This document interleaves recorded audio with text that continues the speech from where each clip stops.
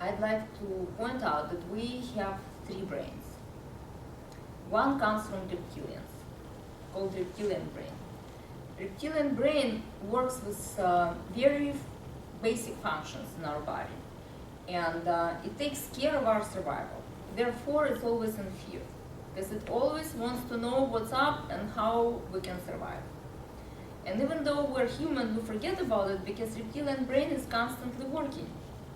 And it's controlling very basic functions like breathing and walking and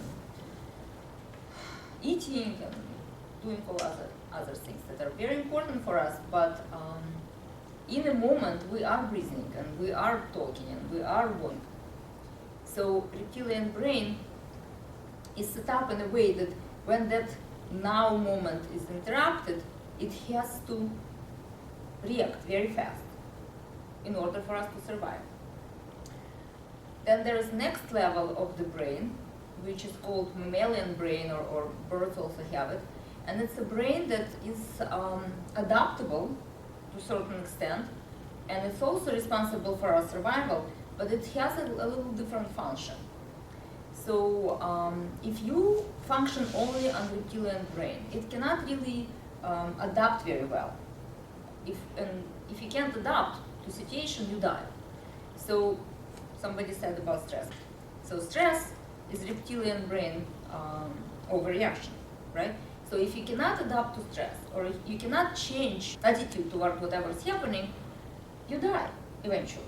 Heart attacks and strokes and other stuff, right? So mammalian brain is a little different. It's more emotional. It's more about warm touch, connection between each other. That's why we get so attached to tango, for example. We have 3 tango dancers here. Or salsa, or whatever other dances. Because when you dance, you touch each other. And when you talk or you cuddle, you look each other in the eye. And through that, we connect on the emotional level. And the more you touch and the more you hug, or the more you embrace somebody, or the more you connect, the more addicted you become. And it builds trust. So when this person is no longer available to cuddle, to touch, to dance, to look in the eye, you feel like connection is broken, and you feel abandoned. So this is not a human function, really. It's a mammalian function. So when you are not having enough warm connection with somebody else, you cannot survive. But you can adapt. So what people do to adapt? Drugs. Yeah? Dopamine, endorphins. You can get it all from drugs, actually.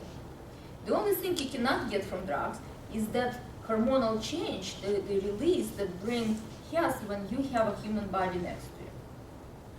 And so this that level, the hormonal changes when you have a hormone called oxytocin. I think I told you at some point. It's the hormone that is being released in relationships. When you relate to another person at that warm body level or through your eyes. And if you don't have that function satisfied, you cannot become a human, because you have to go from reptilian to higher development, and then a human brain is neocortex. That's the thinking process. Now, the thinking process is not available to the rest of the animal kingdom to the same extent that it's available to us, and that's what makes us different. But it also gives us a choice. And the choice of the neocortex is what we are thinking about. So we cannot have a choice at the level of reptilian brain. At the level of mammalian brain, we cannot make a choice. We know that if we are missing another human being next to us, it feels lonely. And we do whatever possible to have that function, that need fulfilled. But at the human level, we have a choice. What do we think about? What do we go for? And what do we decide to worry about or not to worry about? So neocortex is not just to think, it's to make the choice of what we're thinking about. So now I would like for us to really think about what do we use our brain for. What's gonna happen in the future? Oh, future is scary. How horrible it was in the past was scary, painful. How wonderful it was in the past and therefore it's no longer available and that's why I'm so sad, right? All of that is our choices that we make in order to leave the present moment and go to a place that doesn't feel so good. Prefrontal neocortex that decides exactly what you're thinking about.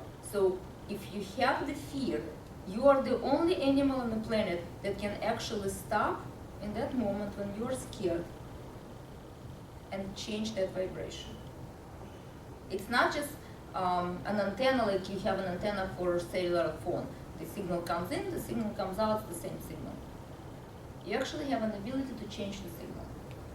So I would like for you to start using this brain not to limit yourself, not to bring yourself back to reptilian and mammalian structure, which is closed structure.